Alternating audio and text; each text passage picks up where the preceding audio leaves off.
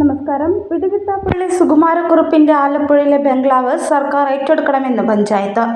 വാടക കെട്ടിടത്തിൽ കഴിയുന്ന വില്ലേജ് ഓഫീസിനായി ബംഗ്ലാവ് ഏറ്റെടുത്ത് കൈമാറണമെന്നാവശ്യപ്പെട്ട് അമ്പലപ്പുഴ വടക്ക് ഗ്രാമപഞ്ചായത്താണ് സർക്കാരിന് കത്ത് നൽകിയിരിക്കുന്നത്. 40 കൊല്ലം മുൻപ് ഈ ബംഗ്ലാവിന്റെ നിർമ്മാണത്തിന് പണം കണ്ടെത്താനായിരുന്നു ഫിലിം റെപ്രസെന്റേറ്റീവ് ചാക്കോയെ കാറിലിട്ട് ചുട്ടെരിച്ചു കൊന്നത്.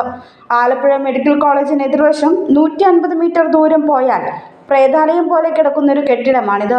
40 വർഷമായി ഉപയോഗശൂന്യമായി കിടക്കുകയാണ് ഈ കെട്ടിടം. സുകുമാരക്കുറുപ്പിനെ പോലെ അന്നും ഇന്നും ഏറെ ദുരൂഹതകൾ മൂടിപ്പൊതിച്ചു നിൽക്കുകയാണ് ഈ ഇരുനില ബംഗ്ലാവും. ഈ കെട്ടിടത്തിന്റെ നിർമ്മാണം പൂർത്തിയാക്കാൻ പണം തേടിയുള്ള മാവേലിക്കര കുന്നത്ത് കുറുപ്പിന്റെ ഓട്ടം അവസാനിച്ചത് ചാക്കോ എന്ന യുവാവിന്റെ ദാരുണ കൊലപാതകത്തിലായിരുന്നു. താൻ മരിച്ചു എന്ന് കാട്ടി വിദേശ കമ്പനിയുടെ 8 ലക്ഷം രൂപ ഇൻഷുറൻസ് തുക തട്ടിയെടുക്കാൻ സുകുമാരക്കുറുപ്പ് കണ്ടെത്തിയ സ്വന്തം രൂപസാദൃശ്യമുള്ള ഒരാളായിരുന്നു ചാക്കോ. സത്യം തിരിച്ചറിഞ്ഞപ്പോഴേക്കും കുറുപ്പ് മുങ്ങി. 40 വർഷങ്ങൾക്കിപ്പുറവും ഇയാൾ ജീവിച്ചിരിപ്പുണ്ടോ എന്നുപോലും പോലീസിനറിയില്ല. സുകുമാരക്കുറുപ്പ് പോയ അന്നു മുതൽ ഈ കെട്ടിടവും അനാഥമായി.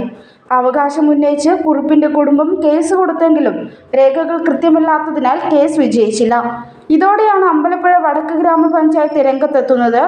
വാടക കെട്ടിടത്തിൽ പ്രവർത്തിക്കുന്ന അമ്പലപ്പുഴ വില്ലേജ് ഓഫീസിനായി സർക്കാർ ഈ കെട്ടിടം ഏറ്റെടുത്ത് കൈമാറണമെന്നാണ് ആവശ്യം.